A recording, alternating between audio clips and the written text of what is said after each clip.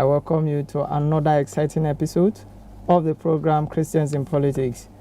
May I interest you to know that this is the one political program that deals with Christians' involvement in politics and whether or not they should be there in the first place. Now, I want to encourage you to stay tuned. If you're just joining us for the first time, please keep watching. We have someone very exciting, someone very interesting to be with, someone you want to listen to, someone that is worth his salt. So I would encourage you, before I bring him on, let me just give you a tip of who he is. He is an academician. He is a leader par excellence. He is the Dean, Diploma Studies at Redeemed Christian Bible College. He is also a provincial pastor of Ogun Province 23. He is an author of some best-selling books. And some of those books you can always get on Amazon. Let me say that quickly. We have no other in the studio to join me this morning than Dr. Dare Ajayi. You're welcome, sir. Thank you so very much. Great to have you back in the studio, sir. Same here. You're welcome. The honor is very mine. much, Thank sir. you. Yes, sir.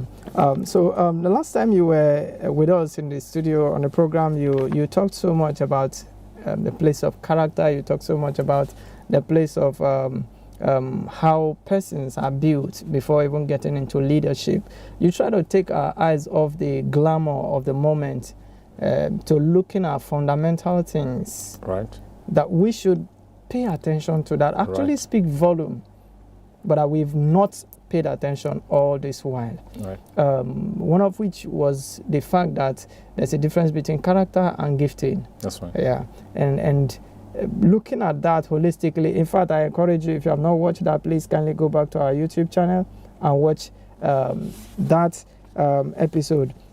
So we would like to ask at this point that speaking now not as an academician or as a leader only, we're trying to get, you're also a pastor, a provincial pastor at that. So I also know you have worked with the youth for a very large extent. So we'll start by asking, should a Christian, a true believer, again you said there is no true Christian, so should a believer be in politics?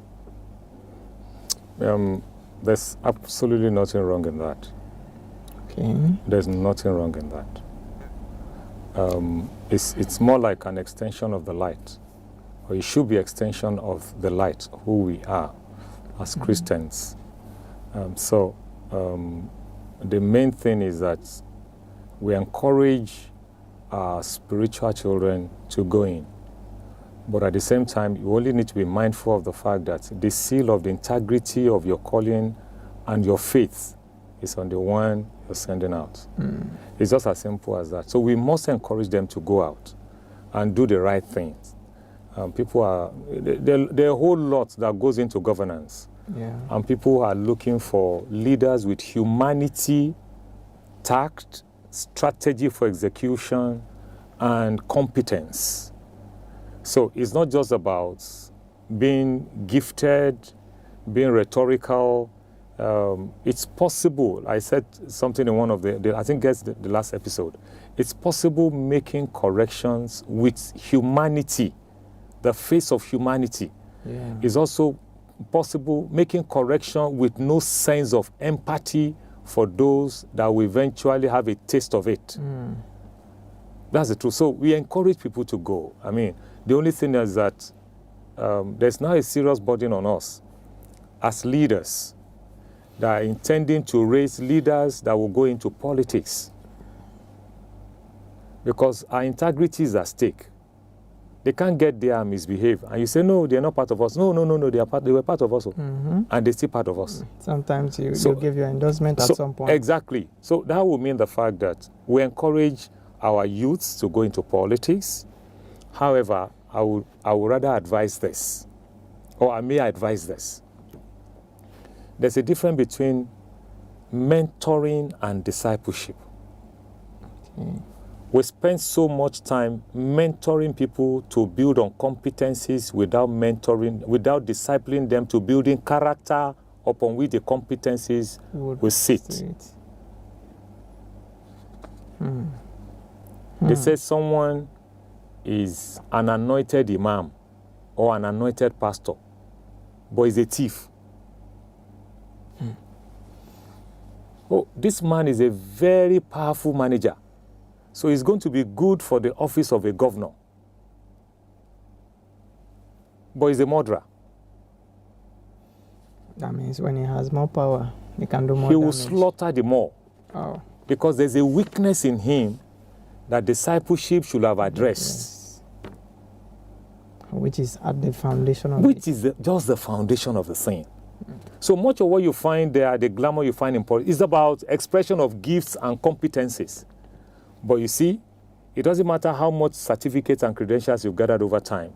If you don't have the character to sustain it, your credential gives you space for employment, gives you space for recognition. But if you don't have the character that sustains it, over time, the middle will collapse. So we encourage our people, go into politics, go into this, but you should understand that politics go beyond rhetorics. Someone who said, if you are not highly rhetorical, you can't be a politician. I say that's a lie. The only challenge is that in an environment like ours, in the Western world, I won't mention the country now because I travel there a lot. I take my break so much there. See, there's so much corruption in the society. Right. At the same time, there's discipline. But when someone wants to go into leadership in that country, they will screen and scan you as if you are the next most holiest person in town. Oh, God. So let's encourage them to go in, but let's do more screening, let's do more of developing, internal development, internal growth before they go in there. Because sometimes there's always enormous pressure for leadership in politics. To deliver, that's one thing we may, if time permits us, come to the pressure. But let's touch a bit on it. There's this common saying, there's this common argument that when Christians get into politics, they change. Some have argued that Christians actually literally lose their faith in politics. How would you react to that? Would you be for or against that notion? I will essentially not be in support of such. You see, I have a challenge. Right. When you say, the moment you drop the fish in water, it began to back. That will sound strange to my ears because fish don't back. The moment he was a Christian, but the moment he went into politics, he lost value. That's not true. Environments don't change a man's nature. I've never seen a dead body keep malice. That's interesting. So, as Christians, when they go into politics, they don't go there to change, they rather go into influence. There's so much pressure out there. The world wants to destroy the integrity of your faith. The world wants to make you eat back your word on your confession. The world wants you to conform. Meanwhile, conformity has to do with outside in, but transformation is inside out. So for you to change the world and be an influence, the power of transformation that is on the inside must be allowed to keep working. Where some of our brethren get to have challenge is when they are unable to manage the pressure out there that seem to be putting so much weight on their Christian experience. They say, okay, it doesn't matter, let's just allow it, but it matters. They said, it doesn't matter if a child just tastes smoking in 1 minute, it matters. It might end up becoming a drug baron with just a single taste. So how do we teach them now to manage the pressure that want to destroy their confession and their faith? That's why I said, you see, as we grow, and you have people come around and say, sir, we want to go into politics, there are some very critical questions we need to ask. We will support you, but we have found out in our conversation now that you have weakness in this area, you have weakness in this area. We'll support you on one ground, that will consistently monitor you and we could call you to order. You see, when you don't have relationship with this gentleman, good relationship, you could have financial relationship with them while they were in church. Yeah. No, you could have had that. The only reason you are very close to them is because they bring money. Yeah. They oil your hand. So you assume that once they get into politics, more will come. So you are not more concerned about their life and their personal integrity than what they give to you. So when they get there and they begin to misbehave, you don't have audacity to calling them to order. True. That's true. That's why I said there's a difference between mentoring and discipleship. In discipleship, you could call to order, hey, Timothy, sit down there. Say, yes, Father Paul. Philemon, Onesimus misbehaved. But as your spiritual father and your discipler, I didn't just mentor you to be good in competencies. I disciple your character to be like Christ. Onesimus misbehaved. He has given his life to Jesus now. As your spiritual father, I am saying, please deal with him on my account and with my face. Say, okay, because daddy said so.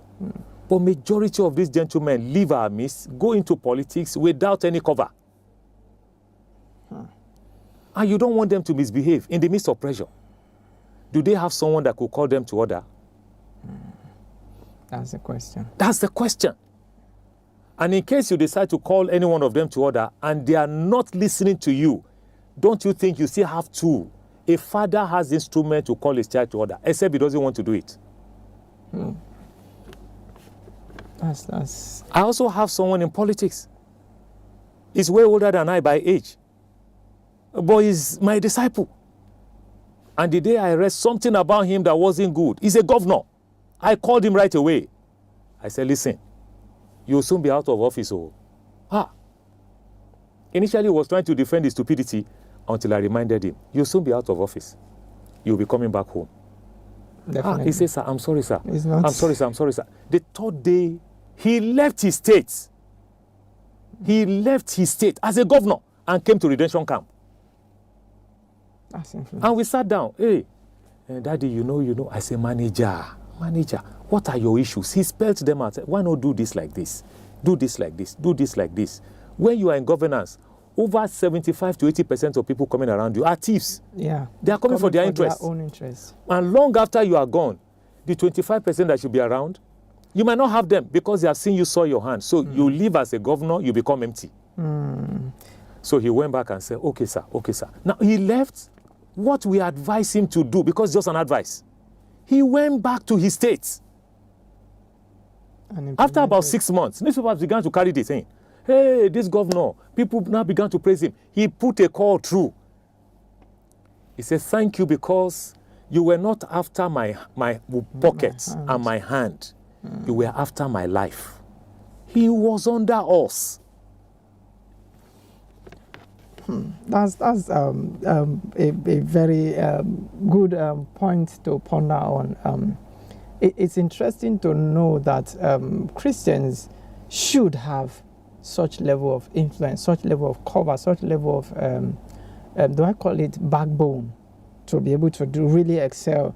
But then there's one question I still like to ask around this premise, is that people talked about God calling people, God called me to this, God's called me to that. Some have argued that God has called them into politics or called them to run for office. And others say God doesn't call, God doesn't care about that. What's your, as a pastor, what's your belief? Do you agree with the belief that God calls people into politics, into office, or otherwise? I will limit my response. Yes, sir. To this. Each time you hear someone said, God has called me to politics, my calling is to be a politician, don't argue with them because you were not there when God called them. If God has called you, you won't go there to misbehave. True. As expected. That's the first thing to note. Okay. If God had called you, you won't have to cut corners to enter into office.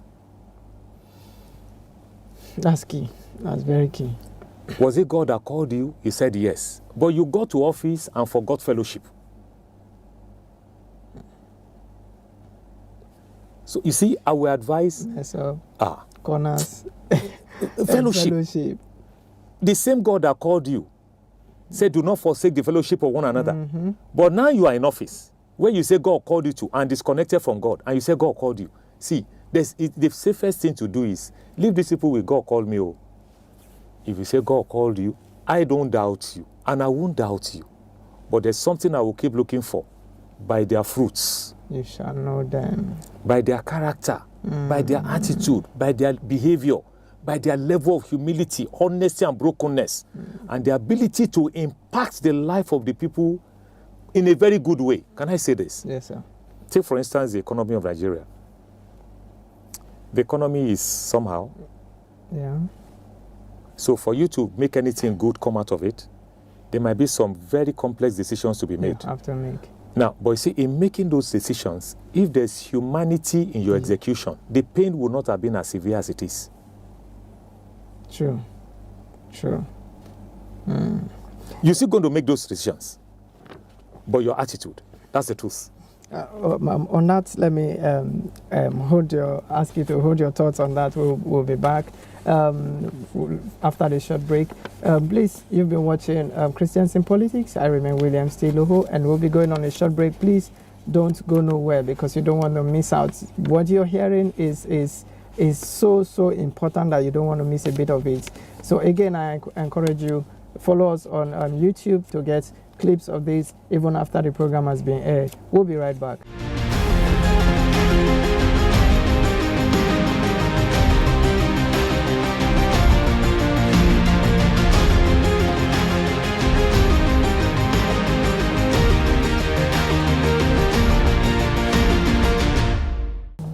Hello, welcome back to the program Christians in Politics here on RCM.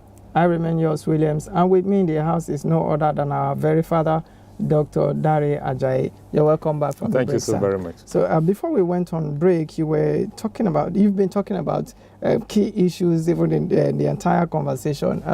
I want to talk about the place of building character really quickly because it's somewhere we need to really lay emphasis on.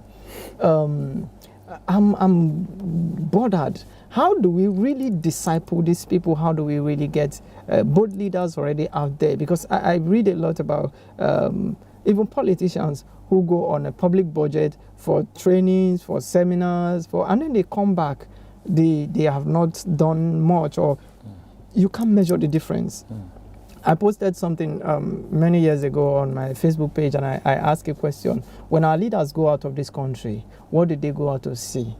Because many times you go to places where things are working, systems are working, structures are working. You, as a leader, should be able to understudy one or two things that work better for humanity, buttressing your point. And then when you come back, implement certain change that the lives of the people for whom you lead should be better. But then sometimes it seems as though maybe some of them even get worse, or I don't understand. And some of these guys there also have even schooled in this place, so not like they went on a short break and there was no time to do enough studies or ask questions. They've been there for a long time, and then they come. So I'm wondering, how is it the fault of this system, intentional system of training, or the people's assimilation?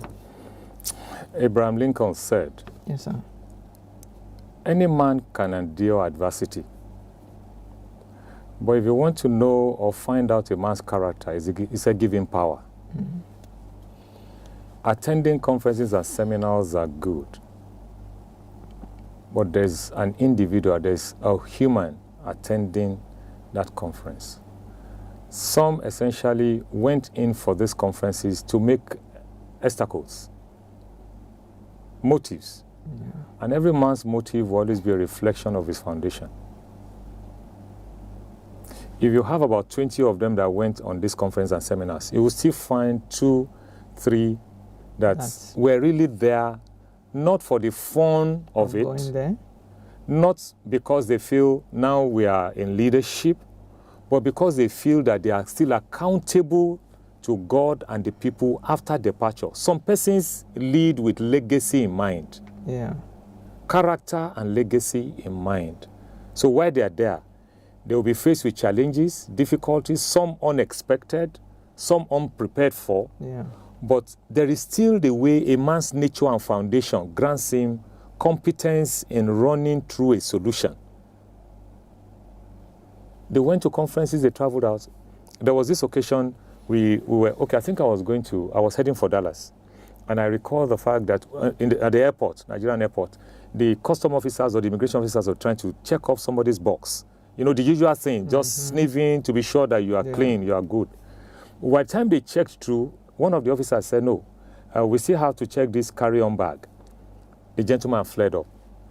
I sat there with my wife, and I was observing him. People came around entreating him to please calm down. Let him check. He said, no, they're wasting my time. I need to go. I observed him all. Sincerely, the moment we got to Dallas, Fort Worth, a scenario that was worse than that was thrown at this same gentleman. He complied. Okay.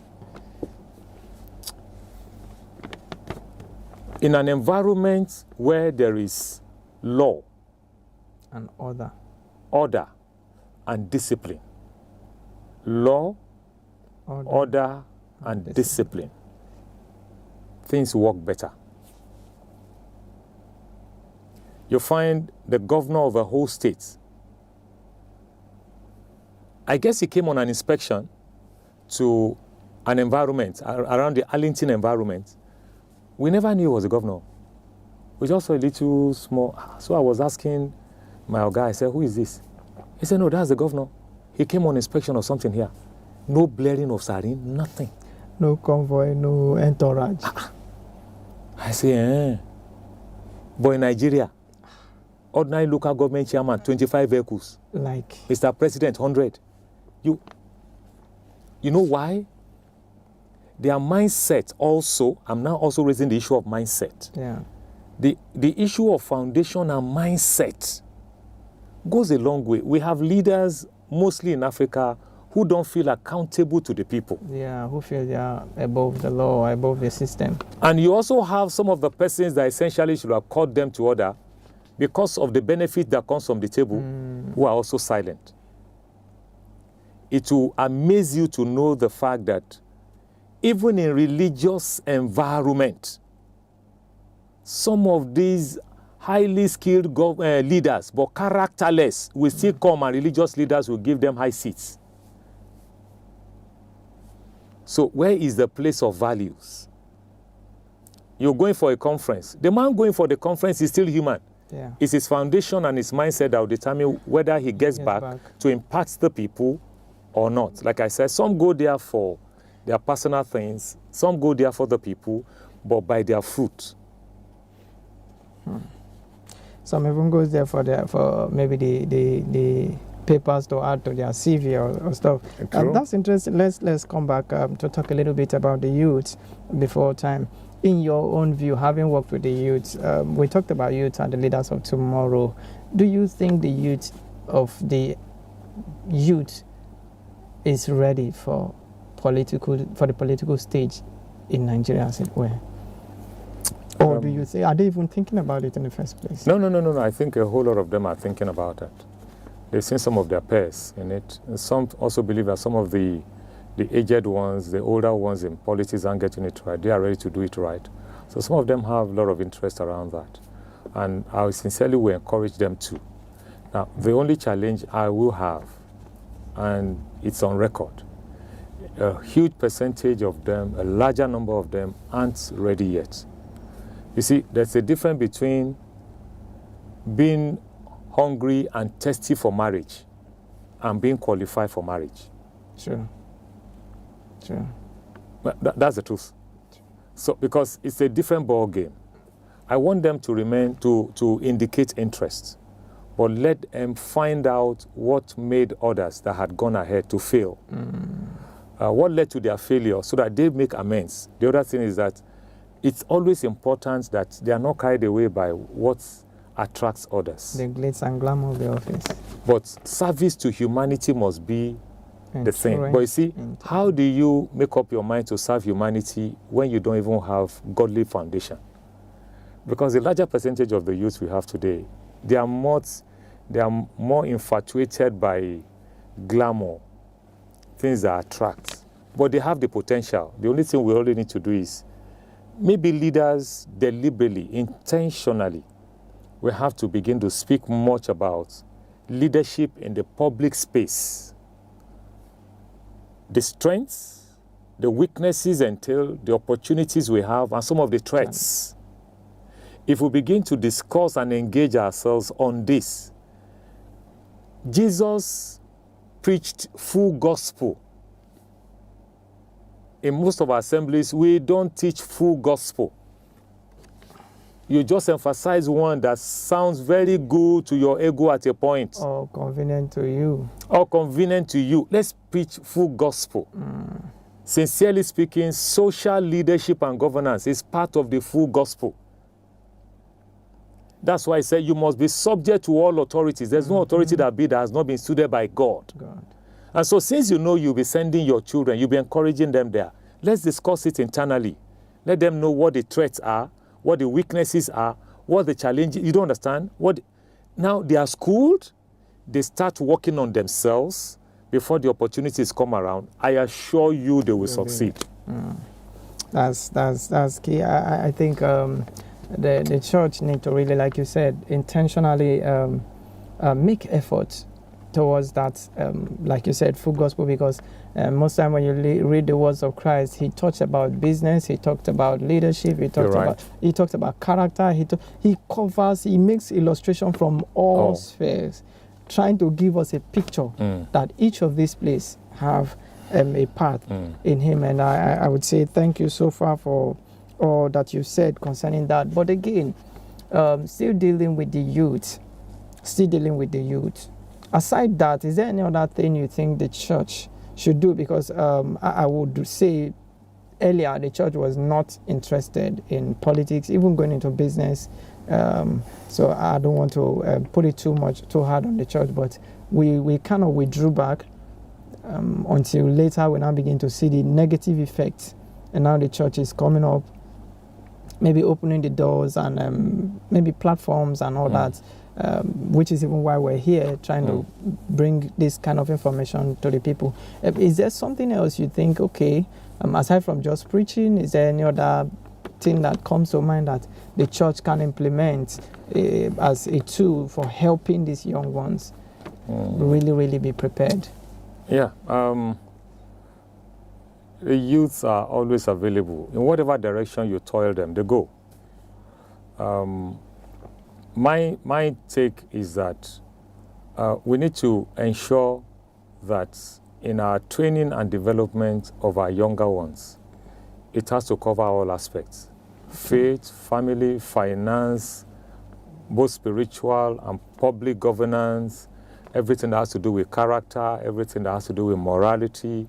Let's teach them value system. Let's teach them all about legacy. Because over time, a young lady once said, "My mom is a witch." I said, "Why?" He said, "Because of the way she conducts herself." So I said, "But she gave birth to you." He said, "No, it's because I'm born again." I said, "That's not true. Very soon you're going to be married. You will see the consequence of what we're saying." Some of our leaders also engage in wanting to help these youths are also not being sincere in helping the youth to grow well. They're rather more concerned about what comes from their hand than their lives.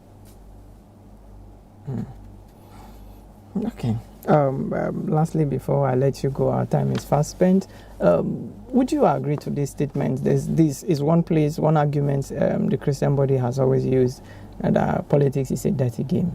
Would you say politics is a dirty game, or would you think otherwise? Politics is about people governance, but the environment is murky. Whoever gets into a murky environment, being mindful of the nature of the environment where he serves, and very careful for himself, will not get stained by it. It's only those who get stained that gets back home, and when we look at the mess around them, we say, politics is dirty. Men made it dirty. Men soiled it. And some of these men were also raised from church, some of them from mosques, some of them from the non-religious environment. So let's clean our house here. We'll have men who will go into a dirty environment and not get soiled. Yeah. Politics is dirty. I don't know. Men made it dirty, if it were. Yeah, I know it's a very murky environment. I know it could be very murky, very dangerous, sometimes very ruthless. But one thing I'm sure is that it doesn't matter how tiny the particle, the salt might be.